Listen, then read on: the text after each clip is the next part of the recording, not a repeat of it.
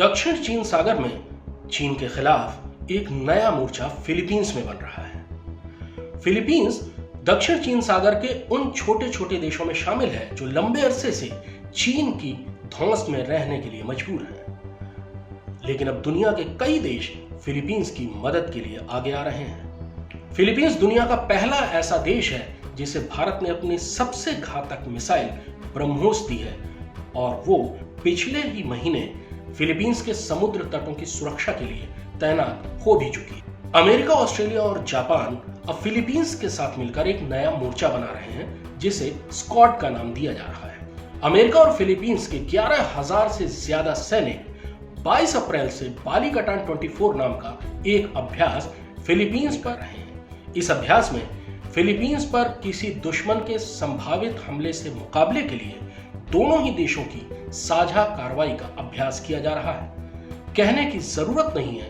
कि फिलीपींस पर हमला करने वाले इस संभावित दुश्मन का नाम क्या है। फिलीपींस से चीन की दुश्मनी की वजह भी वही है जो भारत की चीन से। चीन ने 2012 में फिलीपींस के स्कारबोरो शोल पर जबरदस्ती कब्जा कर लिया। शोल किसी समुद्र में रेत के विशाल टीले की तरह उभरा हुआ एक इलाका होता है, लेकिन इसके चारों तरफ बहुत बड़ी तादाद में मछलियां मिलती हैं। अप्रैल 2012 में चीन ने अपनी नौसेना के साथ स्कारबोरो शोल के आसपास मछली मारना शुरू किया।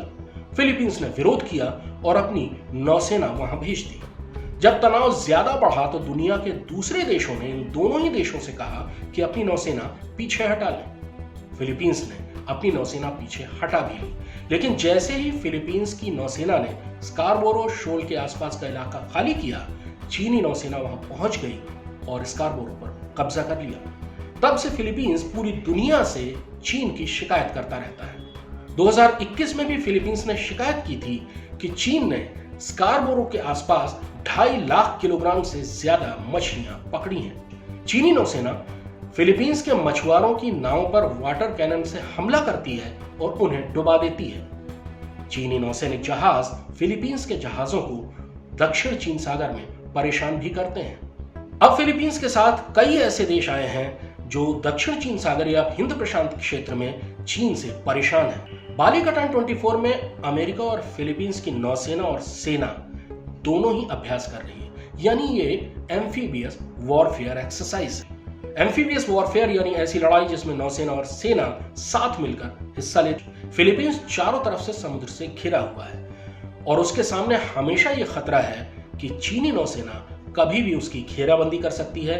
चीनी नौसेना के जहाज कभी भी फिलीपींस पर चीनी सैनिकों को उतारकर उस पर कब्जा कर सकते हैं। चीन फिलीपींस से 32 गुना ज्यादा बड़ा है और चीन की 20 लाख से ज्यादा फौज के सामने फिलीपींस की 1.5 लाख की फौज की कोई अहमियत नहीं।